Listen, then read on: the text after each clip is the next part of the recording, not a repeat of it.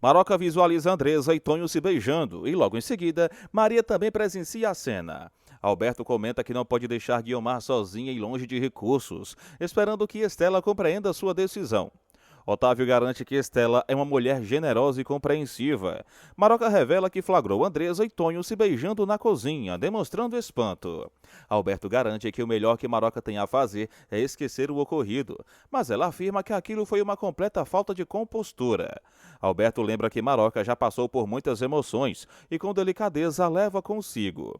Andresa, abalada, pede para Tonho parar com aquilo, mas ele insiste dizendo que sempre soube que ela não o havia esquecido, pois o que existiu entre os dois era muito intenso.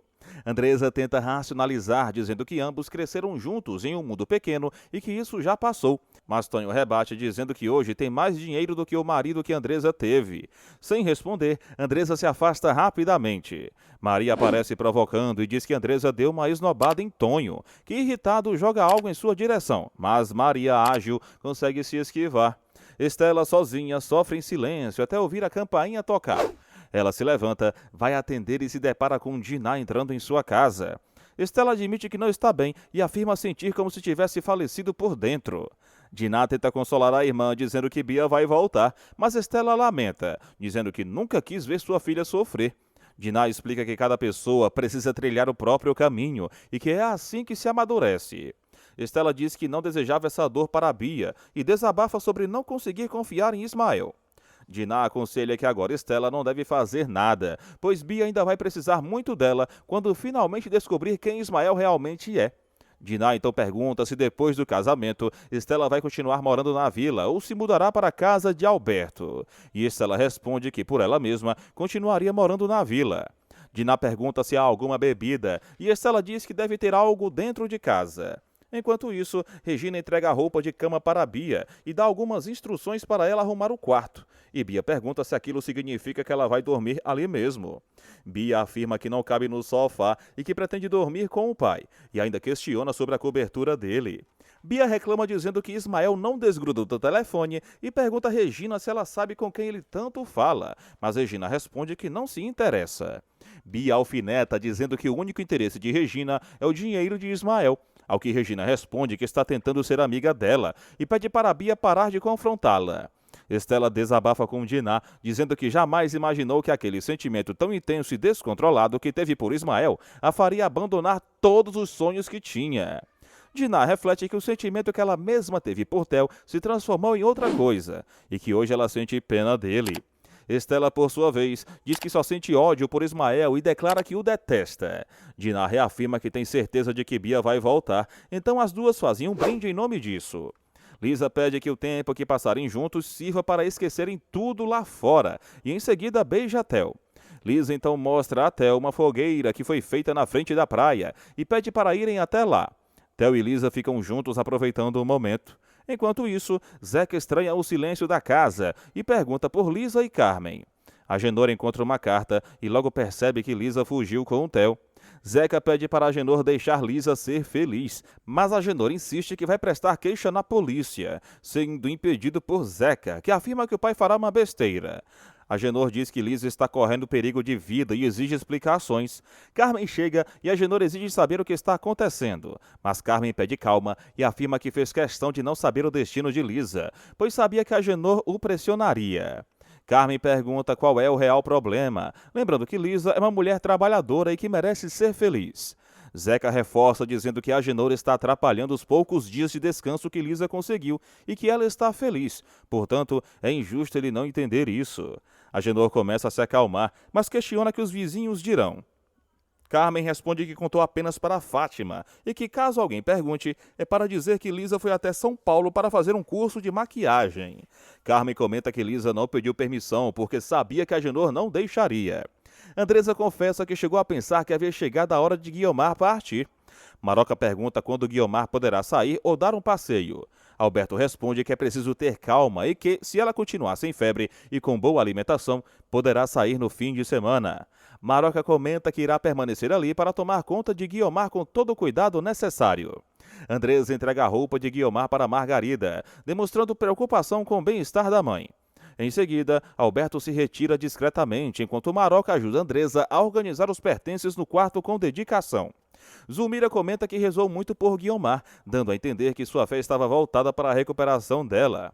Otávio atende o telefone e vê que se trata de Tato. Ambos conversam cordialmente. Alberto questiona para onde Otávio está indo e lembra que ele não pode interromper seu tratamento naquele momento. Otávio, porém, pede a Alberto uma sessão de terapia de vidas passadas. Ambos se acomodam no sofá e Alberto, intrigado, pergunta o motivo daquele pedido. Otávio explica que acredita já ter vivido com Diná em uma existência anterior e que deseja fazer uma regressão, pois sente que há várias perguntas sem respostas em seu interior.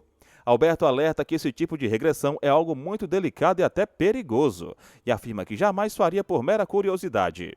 Otávio garante que tem plena consciência disso, mas explica que só está pedindo devido à gravidade do momento e porque sente que seu tempo está se esgotando. Mais tarde, ao ar livre, Alberto revela que se conformou com o quadro clínico de Otávio e aceitou a realidade como um fato consumado. Otávio reconhece a dedicação de Alberto e afirma que ele fez muito mais do que imagina, e ainda comenta que acredita que a força do amor é capaz de operar milagres. Enquanto isso, em outro cenário, Theo tira algumas fotos de Lisa usando diversos chapéus, rindo e se divertindo. Ambos aproveitam a viagem romântica que decidiram fazer sozinhos e passeiam em um navio, desfrutando cada momento juntos. Após retornarem ao hotel, Theo diz que está cansado e Lisa o incentiva a descansar um pouco. Em seguida, Lisa toma um banho relaxante em uma banheira repleta de espuma, quando Theo entra no banheiro de surpresa, fecha os olhos dela e pergunta se ela se assustou. Theo beija Lisa e o clima entre os dois permanece de cumplicidade e carinho. De volta à clínica, Alberto inicia a regressão de vidas passadas com Otávio, explicando que ele sentirá o corpo muito leve e dando orientações precisas sobre o que pode acontecer durante o processo. Alberto orienta que Otávio pode ir e voltar no momento em que desejar, e em seguida afirma que agora Otávio irá descer em algum ponto do planeta Terra. Ele pede que Otávio tente sentir os pés, e Otávio responde que está vendo seus próprios pés em um gramado de jardim. Alberto então pergunta como Otávio está vestido, e ele responde que a roupa é muito antiga. Alberto quer saber o ano e a cidade, e Otávio diz que parece ser o século passado. Quando questionado sobre o nome da família, Otávio responde, mas é no ambiente ao redor que ele começa a se emocionar.